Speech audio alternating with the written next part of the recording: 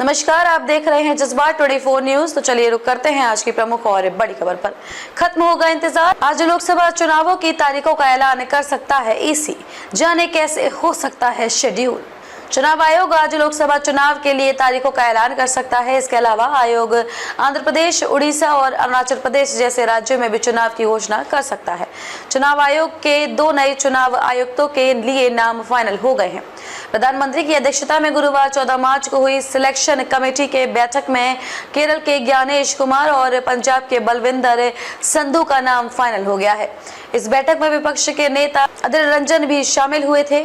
इस बीच सूत्रों ने कहा है कि चुनाव आयोग की आज शुक्रवार 15 मार्च को लोकसभा चुनाव के लिए तारीखों का ऐलान करने की उम्मीद है।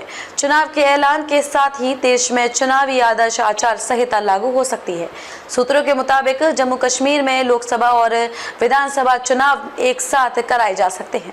मुख्य निर्वाचन आयुक्त राजीव कुमार ने बुधवार को जम्मू कश्मीर का दौरा किया। इस दौरान उन्होंने कई राजनीतिक दलों के प्रतिनिधियों से मुलाकात की। सभी दलों ने जम्मू कश्मीर में लोकसभा के साथ साथ विधानसभा चुनाव कराने की भी मांग की है। कई राज्यों में विधानसभा चुनाव लोकसभा चुनाव के साथ ही निर्वाचन आयोग जम्मू कश्मीर, आंध्र प्रदेश, उड़ीसा, अरुणाचल प्रदेश जैसे राज्यों में भी विधानसभा चुनाव का ऐलान करेगा। हालांकि जम्मू कश्मीर का क्या फैसला होगा, कयास लगाए जा रहे हैं कि आगामी लोकसभा चुनाव भी 2019 की तरह ही 7 चरणों में हो सकते हैं। 7 चरण में हुए थे पिछले लोकसभा चुनाव। 2019 के लोकसभा चुनाव 7 चरणों में संपन्न हुए थे। पहले चरण का मतदान 11 और आखिरी दौर का मतदान 19 मई को हुआ था।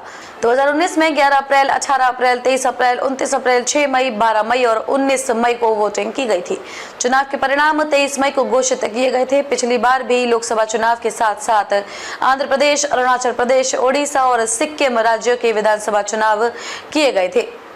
2019 में बीजेपी को बड़ी जीत। पिछली चुनाव में बीजेपी ने 303 सीटों पर जीत हासिल की थी और बीजेपी के नेतृत्व वाले गठबंधन को कुल 353 सीटें मिली थी।